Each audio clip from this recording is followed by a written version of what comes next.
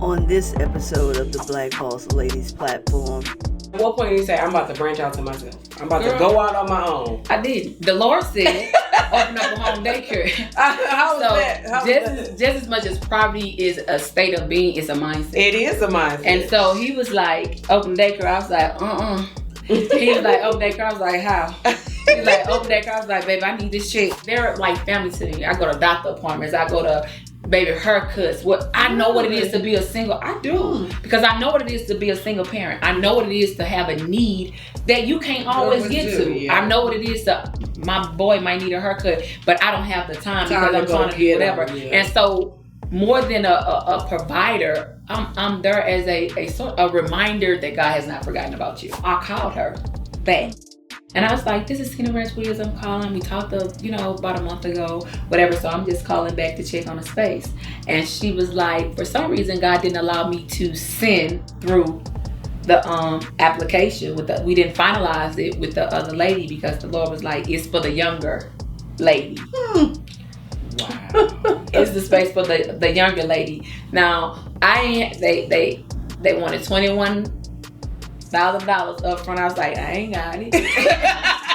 He was like, I'm gonna send more partners. I'm gonna send more investors. Yeah. But if you don't have a heart to receive them, how do I get to you what is needed? I get to you what I don't come and physically do it in the earth. I send it through people. So are you not rejecting them? You're rejecting me. This is in East St. Louis. It's in East St. Louis. You get to pour back into your community with 103 spots, and you get to teach with your master's degree inside of your own space. Yeah. Wow. Welcome to the Black Boss Ladies platform, the place where legacies live. Welcome to the Black Boss Ladies platform podcast. I'm your host, Tiffany Lee. And I'm Julia Myers. And today we have Tina Branch Williams, a devoted wife, a mother of 8, an entrepreneur, and an author who lives by the guiding principles of Proverbs 3:5-6. Trust in the Lord with all your heart and lean not on your own understanding. In all ways submit to him, and he will make your paths straight. I love that Proverbs. Mm-hmm. Yes. So Tina, thanks for being here today. We start all of our interviews off with, what is your definition of success? Okay, so my definition of success, it does not look like what the world definition of success looks like. Okay. For me, success is walking in the fullness of who God has created me to be. Okay. Walking in my God-given vision. Like, God, what does that look like? And walking it out in faith. We so often see people that have the money, the riches, but they lack peace. They lack love, they lack stability, they're suicidal and things like that. And so what I found, if you don't have God in the center of everything, then you don't have success. Yes. If I don't have peace, I don't need no money without no peace. And if I'm doing it God's way, if I'm taking the vision of what God gave me, what he allowed me to come and partner with him with, then I have success. Because if I have him, I have everything else that I need. I don't have to chase the bag. I don't have to worry about the riches because I'm doing it God's way, right? I'm doing the vision that God has given me. So that means that he has to provide for it. So my only thing is that I have to live in and walk in faith. So success for me is living my life to the fullness of who God has called and equipped me to be. Miss Tina Branch Williams, you about to get on this show and start preaching. I love it. Look, I got chills as you were talking. I want to dig into your story some, and because I brought you on because I know you are successful when it comes to childcare. Mm-hmm. You've been able to get in that space and really do some amazing things. Yes. Was that something you saw coming? No. Where did it start? Let's go back to the beginning of Tina Branch. Okay. Well, it started because I was a single mother. My mom died. My mom was killed when I was 18 years old. I still was in high school. I had a daughter that was 1. I was pregnant with a second child. And so I was a single parent. Mm-hmm. And so I needed another income to be able to take care of me and my children. Mm-hmm. And so childcare was just a way, my kids would be there. I would be able to be there with them. So it was really just, to me, it was another income so that I could make sure that I had stability for my children. That was my reason. However, once in it, I found out that it was God's way to get me planted and rooted in what He had planned for me. So once I started doing childcare, I started loving it. I started learning like the paperwork of it. I loved the kids, which kids was all people were always drawn to me, but I've always called myself like an introvert. So I was running from people when people was running running to you. You was like, no, get back. Yes, I'm like, God, I don't want that. Yeah. But kids, for some reason, they always was drawn to me, but I didn't really think anything of it. But when I started doing childcare and really started needing it for myself. Now, again, like I said, I was 18, my mother had died. And so it's things that I needed. I was just going to say, I'm trying to put myself back to where you said you're an 18-year-old, mm-hmm. right? You have a 1-year-old, mm-hmm. and you're pregnant, yes. and you just lost a mom. Yeah. Like, that's a lot of layers could probably make somebody very fearful, right? And not understanding. And then you about to launch a business, too. Yeah. But in my mind, I hear survival. Survival. And that's what it was for me. So it was survival mode. But when I got in and God started revealing different things about childcare, and I can remember utilizing childcare. So the program that I'm on that now funds what I do, I also had to use it. And I saw a lot of things from having to use it that were missing, like mm-hmm. compassion. Mm-hmm. It was many days that I walked into the daycare to pick up my kids suicidal. Oh. Days that I didn't want to live, days that I didn't know if that was going to be the last day. Yeah. Some days I didn't know if I was coming back to pick them up because, again, I'm young. I lost my mother, and now God has me in a position where what He purposed me to do, it don't die, it don't go away. I still have to show up as mother. So yeah. I'm having to be something to these kids that I don't have, and I'm not really sure if I got the capacity or the ability. So this is before you open a business. Yeah. This is you being a recipient of childcare, yeah. right? So you're like, I'm dropping my kids off. My kid don't even know if I'm gonna come back here because yes. I'm not really in a space to be a mom. Yeah, yeah. And the people there didn't know it, and so it lacked, like childcare lacked compassion. It lacked what I needed, right? And so for me, when you provide care for the child, you just don't. The best thing that I could do is get the whole family because mm-hmm. they come and they dealing with different things. They have different elements that's going on, and the mother and the father could be dealing with different things. Like I came from a single parent household. My father was not present. Mm-hmm. I had his mother, I had his siblings and things like that, but he was absent. Mm-hmm. And so I had identity issues. I had a whole lot of things that was going on. Now, newly dealing with grief.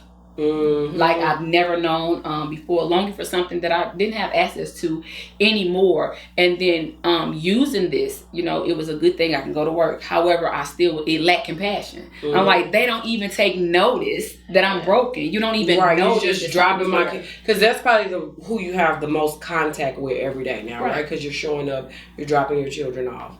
And those are the people that actually get to see you daily. Because even family don't see you daily in those spaces, right? Yeah. I think that's interesting that you say that because I think there's been a movement forward now to do these wraparound services that include the family. Like we're so quick to say, oh, Lord, did you see his mama when she dropped him off? Mm-hmm. And they still have that mentality in a lot of our schools right now too, which is very important. It's like, okay, instead of saying, did you see his mama when she did this?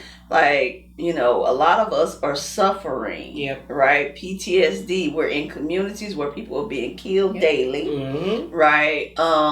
And we're dealing with poverty and everything that comes with that, just like you said, survival mode. Yeah. So in order to nurture the kids, we need to learn how to nurture the family. Yeah. That's a good. So you're using child. Where's your career at this point? Before you get in there. Before I get in there, baby, all over the place. I'm doing what I need to do.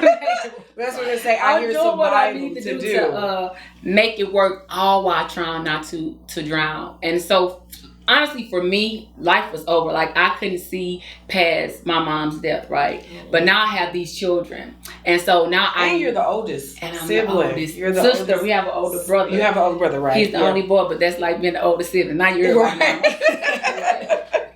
Right? Yeah. So you're the oldest girl. Yeah. And so now I'm like, okay, now I know what it is to live with an aching in your heart, like it's undescribable, right? Mm-hmm. And so even though I feel like life is over for me, I have these kids and I do not want them to experience what I experienced. I don't want them to live through what I lived through. And so honestly, my source and foundation of survival were my kids.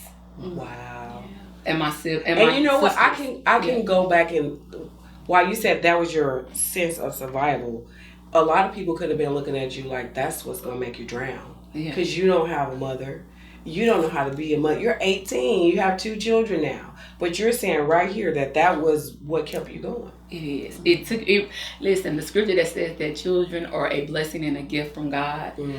I believe that. I've lived it wholeheartedly. My children are a blessing and a gift. When my mother died, I was pregnant with my son. My daughter was 1, mind you. In my mind, she didn't know me. I didn't have anything to offer her. Suicide was my way out. However, I had a life inside of me. I had a blessing and a gift inside of me. Though not done the way biblically it should have been done, it still was a blessing and a gift that saved my life. So I always tell my son, my oldest son, like, I was your first assignment. You saved my life, and you made sure that your sister had a mother, and you opened up the doorway for your younger brother to be born. So when I tell you that my children was the foundation of me sticking around, that's just what it was. You were really, I can see that. So your career is kind of like all over the place. You have these children. At what point did you say, I'm just gonna go into child? How long did it take you to make that decision, and how did that decision come about? Well, not long, because once I started working in daycare, I just loved it, and God just started pulling, and I wanted to make a difference. And so then I had gotten to a point in my life where, if not for me, I wanted my children to know that even after this, it's something on the other side of this. If you live through it, then it's something on the other side of this. And then God just started reminding me of what was lacking. It was just like a burden on my heart, right? And so I was like, God, it's a burden on my heart. Well, what do you want me to do? How can I serve this profession? What is it that you pulling out of me? I grew up in a pity party. I was going to pity party, telling God, just like Moses, every reason why it ain't me. Right. And just pulling back, with the like I said, with the lack of my father not being in the home, and then now going through this trauma, and him still not having the capacity to really be what I need him to be, and still figuring out, because God is just like, girl, this ain't it. Many are called, but few are chosen, and I've chosen you for something, and you can't just check out. And so I kept on saying, okay, what is it? So you take a job in a daycare. Yeah. You take a job inside of a daycare center. Yeah. Okay. And you, at the time, you don't see yourself being a daycare provider. You just in there because you need a job. I needed some money. So working inside of the daycare, what was that experience like? It was, God was just like, girl, this is what you're supposed to do. This is what you're supposed to do. And so I just started learning. I just drew interest in, like, how does it run? What's the foundational pieces to it? The office piece, the classroom piece. And so where I started off as just like a teacher assistant, I took a CDA course so that I could become teacher certified. Okay. And then after I did that, I wanted to know more. So I went back to school to get my associates in early childhood education. Okay. And then I became a director. And then it just really went from there. And then from there, it was like, now I work in daycare, and now I see the background of everything that I don't like. So you're getting to see daycare in every aspect. But I also love that you're saying, and I'm going to get educated while I'm still doing this. Yeah. So you're learning the business from the inside out. Yeah. And there's a lot of things that I didn't like a lot of, because of where they're centered, like a lot of people don't have compassion for the families that they service. You're in a poverty-stricken area. You're in an area where there's low income housing, a lot of single parent housing. And so on top of like co-payments, there were added fees like transportation, just things that parents could not do. So let me tell you something.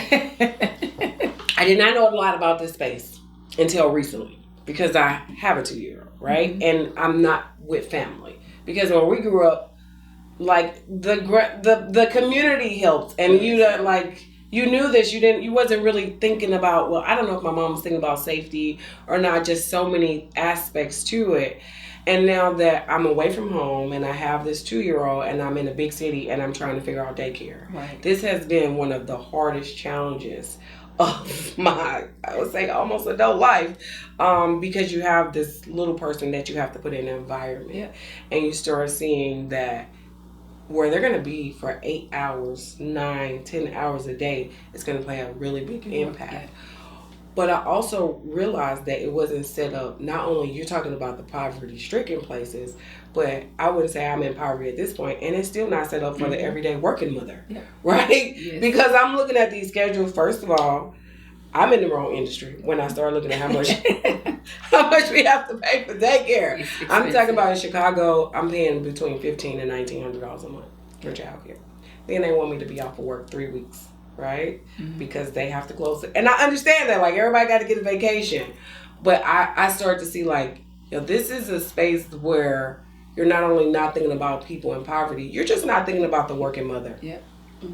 Right. What it's supposed to be. What is supposed to be for. Yes. The realization of it. And that's like a lot of it too is like advocacy too, because I'm very vocal with the different agencies. I'm like, who are y'all talking to? How did y'all set up these standards? How did y'all do the income guidelines for single families, for married families? Like, how did you all come up with these? Are you talking to the providers? Are you talking to the families?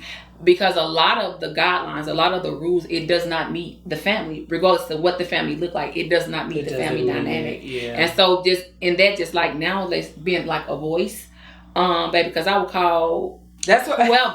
I don't care. That's why I wanted you on the show, because I knew you went into this space with more than like, I'm just gonna get a check. I'm just gonna you really in this space and you care and you're becoming a voice for this industry. Yeah. And I wanted you to come here and share that. So what does being a voice look like?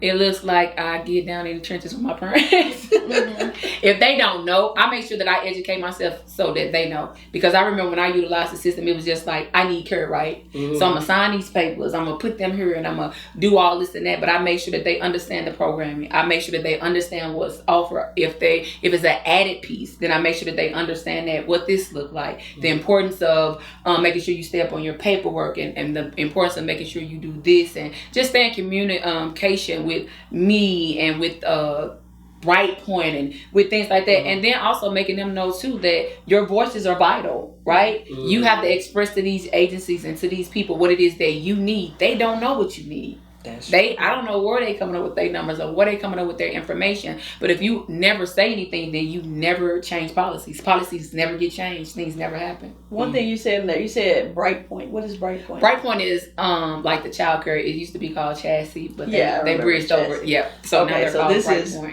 Is what does Breitpoint do? Well, Breitpoint is like the CCAP program. So it helps low-income families, whether you're a single parent, two-parent household, or whatever like that.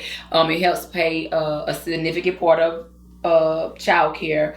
It also have other like avenues to it where they can hook you up with different resources. Oh, really? Okay. It does. And see, that's what people don't know about that. Like parents that are experiencing like homelessness or whatever like that, they'll actually do like 30 days or anywhere from 30 to 90 days on childcare to give you a chance to find employment, find somewhere to live. And so they add like different tools and different pieces to it. So I make sure that they, that they know that. And then I also make sure that my case manager heard the voices of my parents. I'm like, that ain't right. That ain't right. That's not how they go. So you're helping them become advocates for themselves as well. Exactly, which that's very important because you need to empower people to empower themselves. Yes. Right. And then I think being a voice for people, because I'm going back to the beginning of your story, sometimes they don't even have the strength to even try to figure out all this other stuff. Girl, I gotta go to work and I need some childcare. You want me to be I don't have time to look and see that they're gonna pay for more things or stuff is there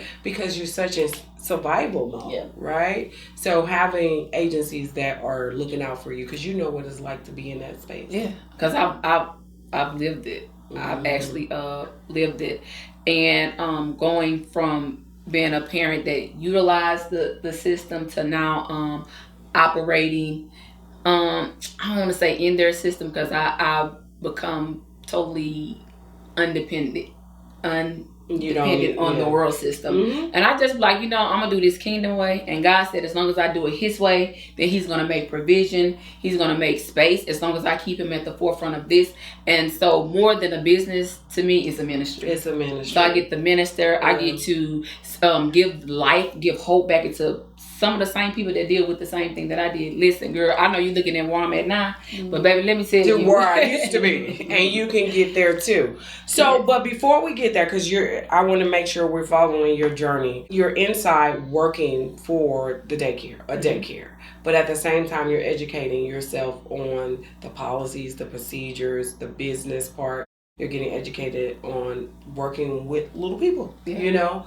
At what point do you say, I'm about to branch out to myself? I'm about to go out on my own. I did. The Lord said, open up a home daycare. How was that? Just as much as poverty is a state of being, it's a mindset. It is a mindset. And so he was like, open daycare. I was like, He was like, open daycare. I was like, how? He was like, open daycare. I was like, baby, I need this check. Right. That's how I'm just because I want to talk about that, because that is an internal dialogue. People can see, like, I see you doing that. You're so brave, but we aren't always brave like that. There is an internal dialogue. I'm gonna tell you, I got fired.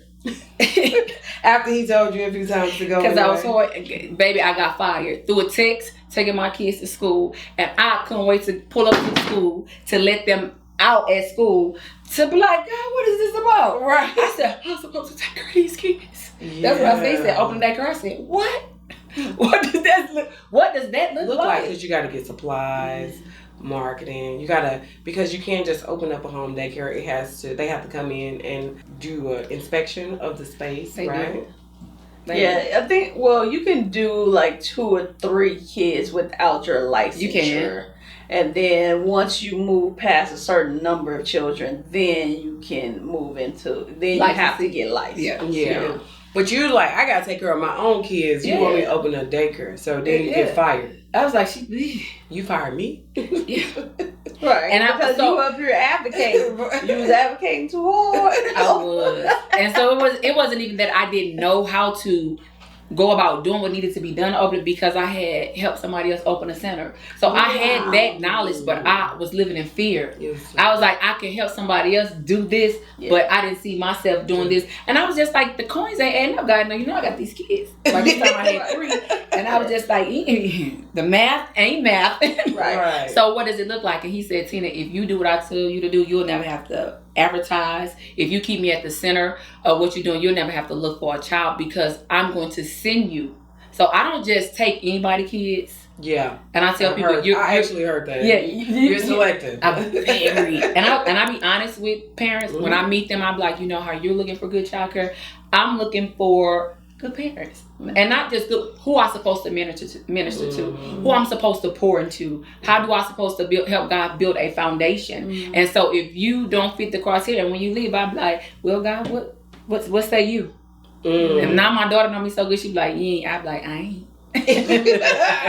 I want to get to the core of this, and I don't know if you can explain it fully, because I always hear people talk about God said this, God said this. And, and the truth of the matter is, it's like, I was always kind of like, wait, what did God say to you? Right? You know what I'm saying? But then God did say some things to me. I was like, what? Where did that come from? You know what I'm saying? Yeah. But how does that happen? How does God speak to you? If you can explain it a little bit. Okay. Well, for me, I started making room for him. Okay.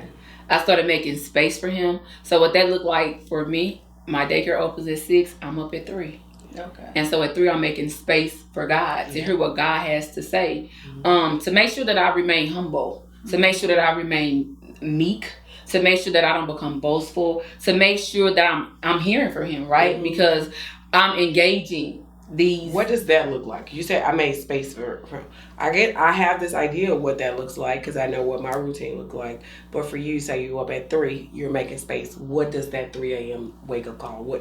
Take us through that process. Okay, so I get up at 3 a.m. I turn on my worship music. It ushers me into the presence of God. I have this little corner on the side of my bed. I'm down on my face before the Lord, and I'm just like, God, I'm engaging you. However you want to do it, whatever you want to do, I'm here to meet you. Mm-hmm. I'm here to let you have your way. I'm here to get my daily bread from you. Yep. Like, give me your daily bread for me. Like, what does today look like? And give me the strength. Because it's not that I'm not tested with things. It's not that I'm not living through things. It's not like things are not happening in my life. But God, I know that you are the source of my supply, and you're also the source of my strength. Mm-hmm. And so before I go and engage anybody kid, before I go and engage any parent, give me all of you and none of me. Regardless of what I'm dealing with, I vow to never take it into that space with me. And I would love to have a child care provider that did that, because I'm thinking about, like I said, my child is with you from 8 to 10 hours a day, right? That if somebody is making space to be less of them and more God, like you say, hearing, being on your face, my 5 a.m.s look like that. I wake up in the morning, I was just telling my aunt, I'm in meditation instantly. I'm not looking at any social media because I won't take any of that in. I'm in pure meditation for at least 20 to 30 minutes. Yeah. Then I'm working out. It does something to you from the inside out, and you get to hear. Like, hearing looks different for everybody. Sometimes I've never heard of audible, but like downloads. Yeah. For me, it's just downloads of thoughts and feelings that I know did not come from me. Yeah. Yeah. And it's like a strong urge, and it'll keep pricking. And I'm like, all right. Okay. I got it. I heard it the first time. I just was trying to make sure it was you. You're right. I do that one all the time. Yeah. Text messages come up with the word, like I'm telling you. Yeah. Sometimes, and I'll make this really short, but when I was trying to leave here and figure out my life, like, I remember being in meditation, not even good at meditation at the time. Heard God say meditate. I was like, what are you talking about meditate? Mm-hmm. What does that look like? So I just sat down because of what I seen on TV, and I hear, or a download comes, and it said, get your old calendar. And it said, it's like a year before. And it said, go to this date. And I opened the calendar, and on that date, it was like, going to visit EPEC in Chicago. And God said, that's where you're going. That calendar was packed up in a box from a year ago, maybe a year or two, and it was like, oh, okay, I'm going to Chicago, that's where you want me to go? And then when I accepted more things, so that's kind of how hearing comes for me. Yeah. And oftentimes what I found out is, like the scripture in the Bible with the lady that was in debt when they were coming to get her sons, and the Lord was like, what do you have in your house? So the answer to what you need is already in your house. I used to be like, pots of gold. Yeah, pots of water. Like, God, who am I? What am I supposed to? He was like, everything that you are is already locked inside of you. Yeah. You have to unlock it, and I had to learn how to really, for real, forgive. And before I can forgive anybody else, or before I can forgive myself, God was like, I'm coming for that unforgiveness that you have towards me. And so God was like, let's just get real with it. Before I talk about the art you have with anybody else, let's deal with the art that you have about me. And I think that religion teaches us that we can't feel this way about God, or religion teaches us that we can't say this about God. It made God into this like mean God that's unapproachable. Right. And so God was like, I'm coming for that. I can't elevate you. I can't elevate you. I can't move you. I can't walk you through the next, and I cannot have you providing care for my kids and you're holding on to that. Because would you say that hurt that you talking about is, God, how could you have took my mother from me most definitely. At 18? Most like, definitely. You're a great God. Why would you let somebody murder my mother? He opened the door. I was like, let's have at it. Hey, let's talk about it. You sure right. Yeah. Why did you? Mm-hmm. Did you know that I needed? What you was thinking about? Because honestly, and I think if you start studying your word, like there are a lot of characters in the Bible that had issues, quote unquote, with what they perceived God to be from what was told to them. Yeah. And God always when it shows you that that's not really the case. Right. Yeah. Right? So you can't follow me if you don't even have faith in me, or you're angry with me. Yeah. If you don't know me. If you don't know me. And that's what he was like. He was like, let me show you. Let me show you this about your mother. Let me show you what happened with your mom, right? Like your mama was a believer. So the night that she was killed, the word of God says that I provide a way of escape. I provide the way, but you have to take the way. Anger is a very nasty spirit. And because she had some things going on and she was angry and upset with the person that claimed he loved her, she left home when she should have stayed home. And so he was like, she walked into the trap of the enemy. Yeah. I don't force myself on you. Never. I don't force my way of escape on you, but I provided a way of escape for her. And so it began to move and shift things in my heart towards God, because in my mind, baby, I'm 18. You couldn't have never thought that this couldn't have never been part of your plan for me. I know you lying. Yeah. And so he began to shift things the more that I allow him into that hardened place. When I allow him to show me that I am truly Jehovah Shammah, I'm the God that is there. I've been there. He was like, girl, why you think you got your mind? Remember when you wanted to lose your mind? I kept your mind. When you wanted to commit suicide? Yeah, remember when you tried to take your life? I protected, I guarded you. And I guarded the gift. I guarded your kids, and not only did I parent you, but simultaneously I parent you and your kids at the same time. Wow, this is powerful. I know, girl. I'm about to cry up here. Yeah. Because I have a personal history with your sister, Yeah. And I've never heard your experience through losing a mom.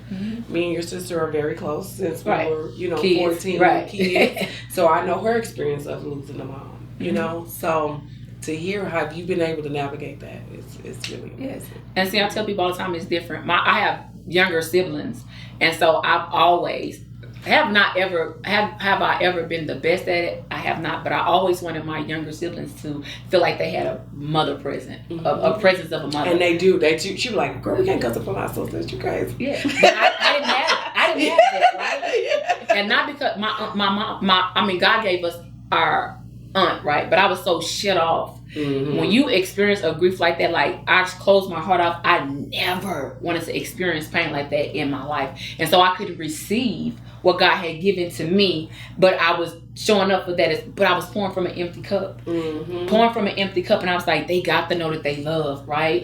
They got to know this and they got to know that. So I have to be. God, it got to be more to me than this, because I got my own kids, but then I got my siblings too. And so I want them to know what it is to be loved by a mother. And they weren't always the goodest. I was at the schools a lot of part of the time, so I probably should have knew that was part of what I was going, because I stayed at the school.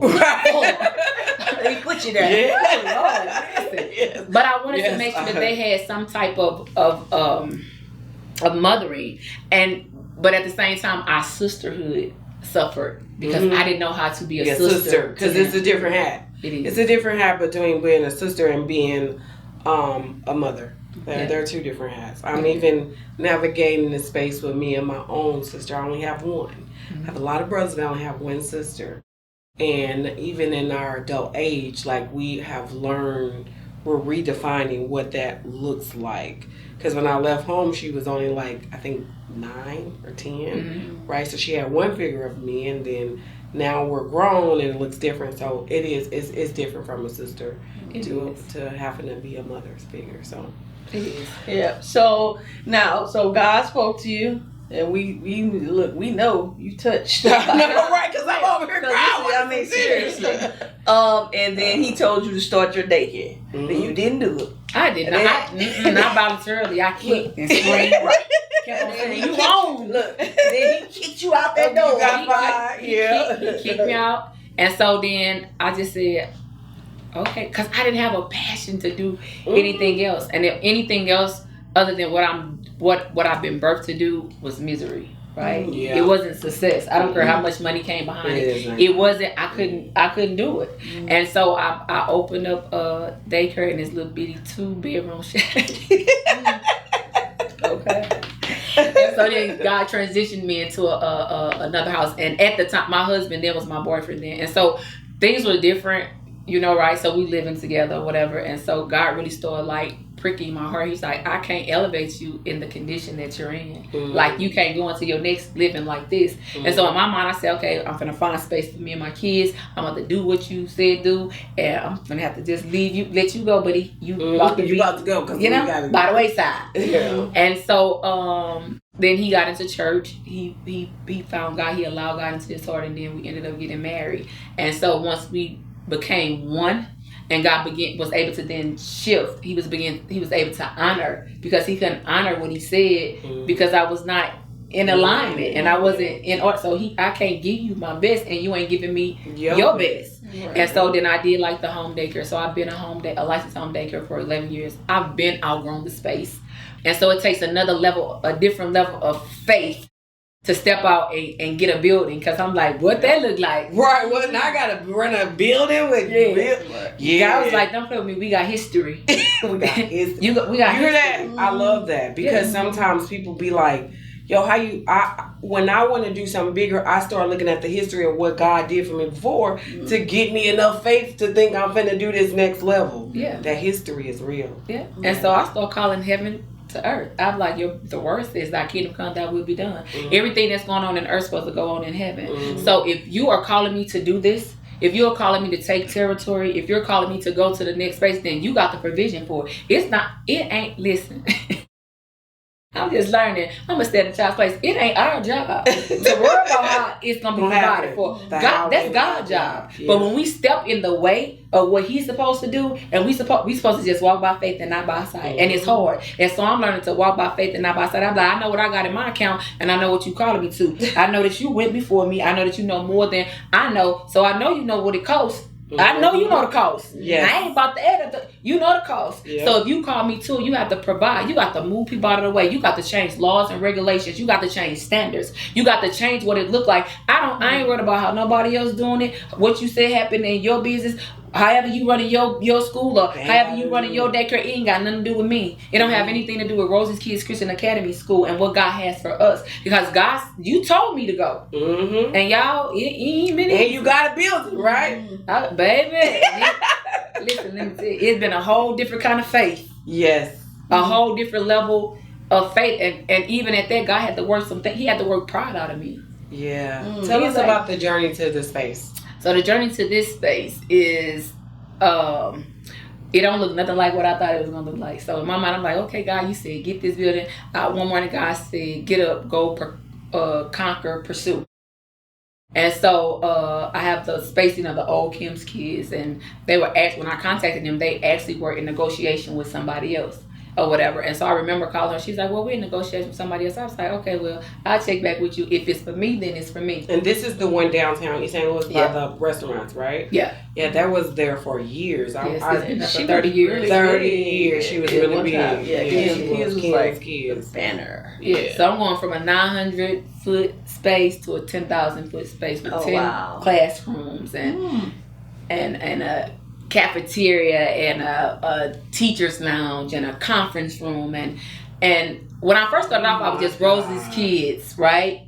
Rosie's Kids Academy. And then God said add school. 900 square feet to 10,000 square feet. So when you call her and she said we're in negotiation with somebody else, she say, well, if it's mine, it's mine. How did it become yours? Because it was raining one day, and I was sitting in front of my caring space, and the Lord said, it's time to conquer and pursue. And I was like, what that mean? And so right when he was saying that, my son texted and said, how does it feel to be? He had took me to look at a space, right? I was like, it ain't for me. That's not, that ain't it. It don't accommodate the vision. And so he texted and said, how does it feel to be to own your own, to have your building? And so then I said, oh, that's it. So I called her back. And I was like, this is Tina Branch Williams, I'm calling. We talked about a month ago, whatever. So I'm just calling back to check on the space. And she was like, for some reason, God didn't allow me to send through the application we didn't finalize it with the other lady, because the Lord was like, it's for the younger lady. Wow. It's the space for the younger lady. Now, they wanted $21,000 up front. I was like, I ain't got it. I didn't tell her. I'm right. Okay, that's nothing. I said, well, God, you heard what she said. How many of us would have shrank from that though? When somebody said I need $21,000, I met with that lady, baby. I was like, okay, well, what is it? Show me that account. Let me. And a week later, my husband found out that he was getting money from his mom's retirement that had passed 2 years prior. Wow. Talk about making a way. Wow. Yeah.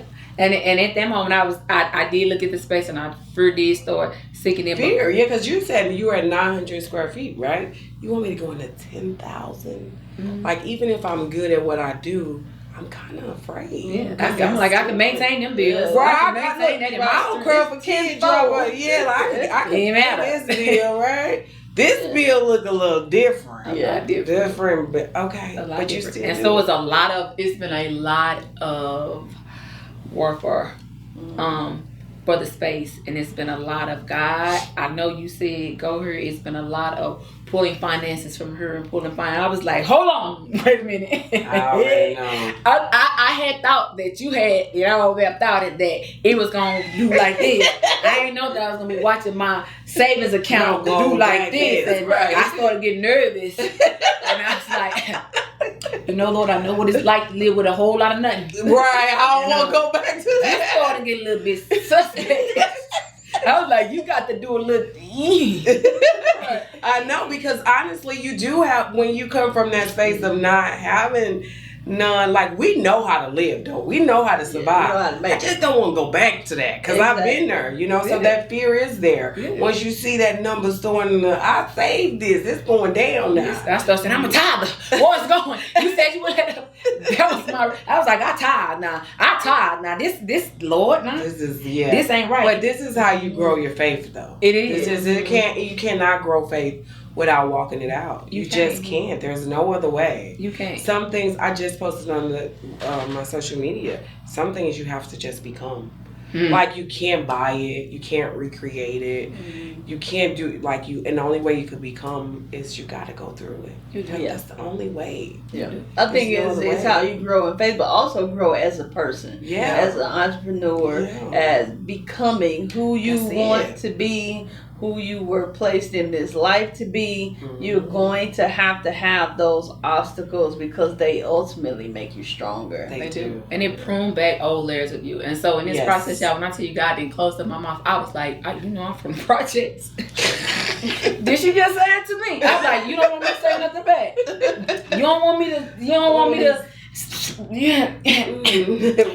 walk the don't say nothing. No. I was like, are you fighting for me?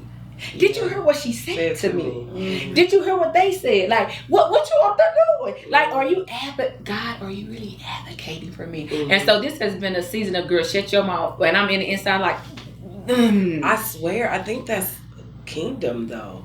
Because I just been like, I just want to be silent. Yeah. He was like, shut up. So you don't speak against what our purpose and what our plan, because if you say the wrong thing, and that's what people don't understand, you can speak against your own blessing. You can hinder your own. Say the wrong thing. People be worried about other people's. Don't say this, don't say that. Other people. The only person that has the power is you and your mouth. That's it. The word says you will eat good by the fruit of your mouth. Yeah. You speak it, you eat it. So sometimes you gotta shut up. If you ain't got nothing good to say about yourself, just shut up. Yeah, or about the people we doubt. All right, so we got the space. The space is, you get the money. What's been the journey? Because you haven't opened yet, but you're on your way. You secured the spot. I secured the spot. In my mind, I was gonna get these business loans. It was gonna look like this. But no, God was like, when I give you vision, the vision from God is not just for you to carry. So he sent you partners. Oh, that just did something to me. I was like, I had to let them. You gotta let them in. You gotta let them in. Yep. And so God sent me an amazing, partner to partner her faith with my faith, and I had to watch her finance. And my feelings was hurt. I was like, why can't it be me doing the financing? Yeah. Right. Well, he was like, he was like, Tina, that is pride. That is. He was like, and I got to come for that. And the building ain't open, not because of God, but because of me. Because it was different things that God had to prune out of me. And different things. He was like, I'm going to send more partners. I'm going to send more investors. Yeah. But if you don't have a heart to receive them, how do I get to you what is needed? I get to you what I don't come and physically do it in the earth. I send it through people. So are you not rejecting them? You're rejecting me. That is very... I think that could be a sermon in and of itself, because survival again makes you say, I gotta hold on, I gotta do it, I gotta do everything, I gotta make this happen because I'm the only person that's ever made it happen. But when you start going to another level, and I'm speaking from my experience, partnerships is going to be the way, because they already know and you're collapsing time. So I don't need to go learn all of that because they've already learned. They carrying it. They carrying it. And I tell my auntie all the time, I'm hired. I got hired. But hire a partner because now I bring my expertise. They bring their expertise. The contract's got to be secured, though. That's something I learned. Yeah. And then we move forward with the vision. Yeah. And we were not meant to do life alone. We're not. That's not why big vision. Yeah, we were not meant to. We were meant to do life in community, and then just have discernment, because God will give you discernment of who. No, that part. That ain't gonna be. Don't do that. Now you go over and do that. That's. I didn't tell you to do it. So you discern well. You know what I'm saying? You give somebody, I've learned, you tell them the vision. So this is the vision. This is what it is. We do for the kingdom. You know what I'm saying? We're educating and providing care of the kingdom way. And so this is what it is. I need you to love people. I need you to be able to know how to talk to my parents. I don't care if they irate. I don't care if they whatever. I need you to know when you can handle a situation and when you can't handle a situation. And then you call me in. And then we work together as a team. You know, I'm going to pour into you. I need you to pour into these kids. We're going to pour into each other. I'm going to give you, ignite your fire. I don't want to be around nobody that ain't making my baby leap or make me want to do something more. Right. Or it just gets so different. It's so energizing when you're around that energy. Like, energy is life. Like, so when you get in a room with everybody that's their lights are burning and y'all come together, like, it becomes magic. It literally becomes magic. So you got some partnerships. Yep, I got that was hard. Cause ain't nobody's been around but me and my daughter, and I'm letting you. I tell people, listen, this right here is new for me because I'm letting you into the lives of. I'm like our kids, cause they're my babies. Yes. Like Rosie's kids, that's my baby, and these babies, they are my baby, and I will go to war about these kids with their mamas, with their excuse me. And so it's more than like they're like family to me. I go to doctor appointments. I go to baby haircuts. What I know what it is to be a single. I do because I know what it is to be a single parent. I know what it is to have a need that you can't always get to. Yeah. I know what it is to my boy might need a haircut, but I don't have the time because I'm trying to do whatever. And so more than a provider, I'm there as a reminder that God has not forgotten about you. Yeah. Okay. A reminder that God has in the world, because sometimes when you're in those spaces, you may, like you said, you thought God forgot about you, and you reminded him that he hasn't. And then, that's one thing about it that I think that this goes back to what you're doing is you're providing a community for these families. And I think that as Black families, historically, that's what we did. We were a communal people, right? So you lived in the house with grandmama and mama, and the grandkids came. Everybody came over, and it was a village. That's what we mean by village community.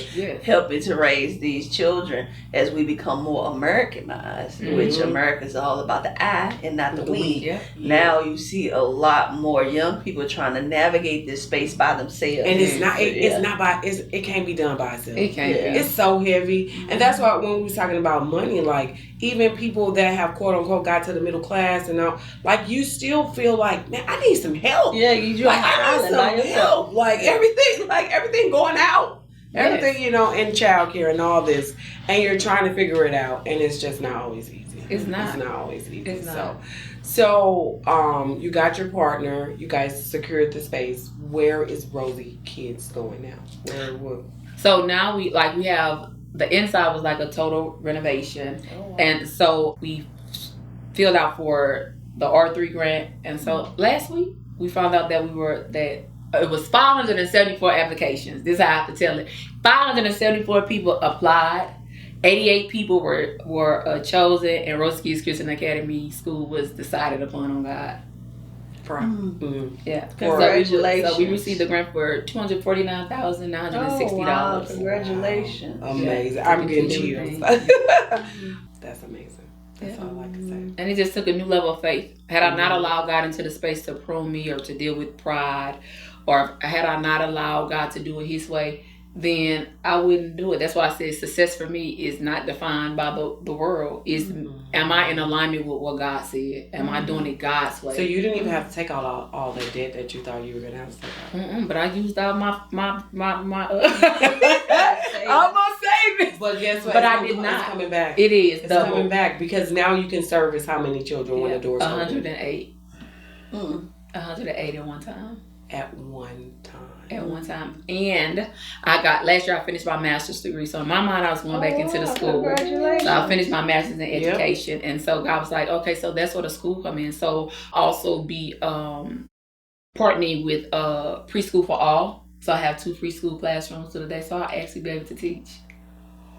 It's in my own space. Wow, in your own space. Yeah. Using our own curriculum. We're building out our own kingdom curriculum for the for the school, for the academy. A lot of people, how do you bring God in it? Easy. Noah was on the ark. How many days was he on the ark? Like God is like downloading, and he sent me somebody to build a beautiful curriculum to make sure that they have the fundamentals of kingdom, like knowing who they really are. Yeah. He's allowed space for me to be able to bring in counselors to teach them early about emotions, especially our boys. No, it's okay. Stop crying. No, they get to cry. They get to cry. Yeah, and open up space for parents and things like that is just super. I'm excited. I'm excited, and this is in East St. Louis. It's in East St. Louis. You get to pour back into your community with 103 spots, and you get to teach with your master's degree inside of your own space. Yeah. Wow. That is interesting. I mean, that you're bringing in the counseling, because it is important, because we have a lot of, like I also said, maybe at a different interview, we have a lot of people suffering from trauma in our children. So now to have this trauma-informed daycare is really important. And now, I guess the question is, will those counselors be available to help the parents as well? It'll be twofold. Okay. It'll be twofold. I tell people I'm a firm believer in God allows. He don't cause it, but he allows you to go through things so that you can go back and pull some people out. And so the daycare is not too far from where I grew up. I grew up in the Gumpers. And so I always say, Lord, whenever I have a daycare, I want it to be in that community. If I can show like teenage mothers or show the parents that's there that this is not your end all to be all. That if you really grab hold to who you are and learn who you are, then this is what's on the other side of this. Amazing work, Tina. Amazing work. When do you anticipate, because I know when you're doing renovations, because I'm in real estate, you can think the doors go open this day, but what is and renovation is crazy. When do you anticipate the doors to open to your So for me, grand opening, because this has been a process. In the midst of me doing this, I wrote a book. I had to deal with trauma, childhood trauma. I had to deal with issues with my mother that she's not here for me to deal with, and so in honor for the healing process, I would like to do it on December the 7th. That's her birthday of this year. Oh, yeah. I would like to do the grand opening. And your daycare is in your mother's name. It is. You named it in your mother. Yeah. Full circle story. Tell us a little bit about your book. It's called Unveiling Yourself. It's called The Unveiling of Me. And so actually God gave me the name of the book probably about 15 years ago. But I wasn't in the space to write the book, because to me, the unveiling me, I'm about to lay it on the line. I'm like, but it really wasn't. It was really God unveiling the different layers of me, like the different things that have kept me in bondage, the different things that have kept me from growing. Because I'm like, God, why do I keep hitting this wall? I'll go so far and I hit this wall. I hit this wall. What is this and what is this? And so it was really God giving me a trip back around to me to make sure that I heal full circle. So the book deals with things that I've internalized, but I never spoken out loud, right? And so I never was able to heal from them, because I've always held them within me. And so I deal with the daddy issues. I deal with child molestation. I deal with issues from with my mother. I deal with marital issues. I deal with betrayal and friendships, like all of those things that really have bogged down my heart, and unforgiveness to myself and to other people. And so it's just really God unveiling all of those layers and showing me and others how to heal through it. Like he said, if you don't give to me or unveil to me what you're hiding, then I can't heal it. Can't heal. You can't, because you're not even accepting it. Yep, you're not accepting it. Yeah, we hide things and we press it down. But the thing about it is, no matter how far you think you're hiding, it's always there. It's running. There. It's a script running in the background. So you might as well bring it to the forefront. And it'll show up. It does show up. And it'll leak in places that you don't want it to leak. It be leaking everywhere. Like, So, question. So the book it was like cathartic in some ways for you, but then also it's a guide for other. It is. Okay. It is. And it was birthed out of a place of sarcasm for me too. I was in therapy, right? And so the lady asked me a question about my mama, and it was I'm done. It's a no-go, girl. Don't ask me nothing about that. And so, but I knew that she hit a spot that I needed her to hit, but I wasn't ready to do it or unmask it. And so, I guess I was like, well, God, you say you're a counselor. Counsel me. And yeah. I was like, I'm going to stay to counseling. I'm just saying, I'll go back. I'm going to call it back. I'll pay. I'd rather do it with her than do it with you. Right, because it's going to come out and it's going to be ugly. Ooh. It's going to be ugly. Yeah. So where can people find this book? It'll be available in a couple of weeks. I actually have they're designing a website for me, but it'll be on any platform that you can buy books from. And we'll be sure to share the link so they can get it. Okay. Awesome. So if somebody is sitting there, because I like to think our audience is a little bit of this, a little bit of that. If somebody's sitting there and they are looking to go into childcare and they're straddling the fence, but they want to go, what would be 3 tips you give them to get in this space and be successful? My first question always be, why are you doing it? If a person come and they ask how much you make, my response is always, I never counted the cost. I never counted the cost. I will tell you that is a blessing, but I never counted the cost, because childcare is not an industry that you can go in because of money. If you don't have compassion, if you don't have empathy, if you don't have the capacity, then it's not the and you will hear a lot of people say, you can make a lot of money in childcare. Yep, but let me tell you, I don't care how much money they pay me, I can't do childcare. I know it, and I wouldn't. I can do a lot of things, but that ain't one. Yeah. And I respect and have hats off for people that do it and love it. I took this from your brother when I met him. He said, God will let me know if I'm supposed to work with you. If you're not working out of God vision, then I can't work with you. So I'm like, if that ain't that, I'm still in that. Then so I didn't want to share this, but because I didn't know if I could share. Yeah. But that's part of the journey. That's part of my journey. So my brother came to my house. He's talking about this money from the sale of marijuana, the way they wrote the law. And I share with your sister. Yeah. Yeah. And your sister said, I'm going to tell my sister. Yeah. And then you hit me up like, hey, and they already knew each other. My brother dated, we didn't make the connection. I'm like, well, here's my brother. He can help you. And I leave it alone. And I don't think nothing else about it. And your sister tells me that you got $250,000. And I was like, what? And I'm like, you got to come to the show. You got to come on the show. I'm going to tell you what's funny, because he walked me through the process, right? And then the application became available in March. I'm blowing him up. I'm like, he goes, why he and God said, no, he took you as far as I wanted him to take you. Yeah. Because now you will become codependent on him, and that's not what it is. Do it yourself. But I will say, like, when the grants came out, he texted me, he screenshotted it, and he sent that. And I said, you know what, thank you. Because I was like, where you at? Where you go? What are you doing? But he's been sharing that with a few people now. And he rocks at it. I'm proud of him. I really am. So that was one thing. Second thing. So I would say, if you don't want to go through the process, then don't ask God for the promotion. Because it's no promotion without the process. It ain't. It's just I would say trust the process, regardless of how it feels, regardless of what it looked like, regardless of what it sounded like. You have to trust the process, and in all things, always put God at the forefront, because that's the only way you're going to make it through the process. Because that process be hurting sometimes. Ooh, that process hurt your feelings. You sure? Because I go back. I'm good.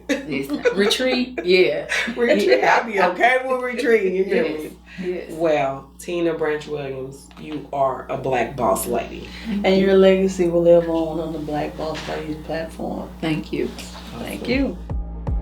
Thank you for joining us on the BBL Platform Podcast, the place where legacies live. We hope you will join us on our next inspirational journey to success. Be sure to rate, like, and subscribe to our show. For more information, please visit our website at theBBLplatform.com.